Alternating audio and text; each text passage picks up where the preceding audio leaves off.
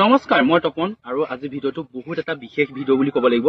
যিসকল ল'ৰা ছোৱালী আৰ্মি মানে অগ্নিবীৰ, এতিয়া বৰ্তমান যিহেতু অগ্নিবীৰ হৈ গ'ল, অগ্নিবীৰৰ ওপৰত মানে বহুতে কৈ আছে, কমেণ্ট কৰি আছে, দাদা অগ্নিবীৰৰ ভিডিঅ' এটা দিবচোন, এজ কিমান লাগে আৰু বহুতে নাজানে, আৰু তাত মানে এপ্লাই কৰোঁতে কেনেকুৱা ধৰণৰ প্ৰচেছ হয় বহুতে নাজানে। এপ্লাই কৰোঁতে প্ৰথম কথা হ'ল বয়সৰ সীমা হ'ল 17 পৰা 21লৈকে তোমালোকৰ জিডিখিনি, আৰু যিখিনি টেটমেনৰ কথা কৈছো 17 পৰা 21লৈকেতো জিডি হয়, আৰু টেটমেনৰ তোমাৰ 23লৈকে হয়। আৰু যিসকল ল'ৰা ছোৱালীয়ে মানে নতুন খিনি কৈ আছো, যিখিনিতো দিছে সিহঁতেতো গম পায়। এটা বিশেষ কথা মানে এইটো বহুতে নাজানে, মানে প্ৰতিটো ছাবজেক্টত 33কে হ'ব লাগে। এইটো অগ্নিবীৰৰ কথা কৈ আছো মই।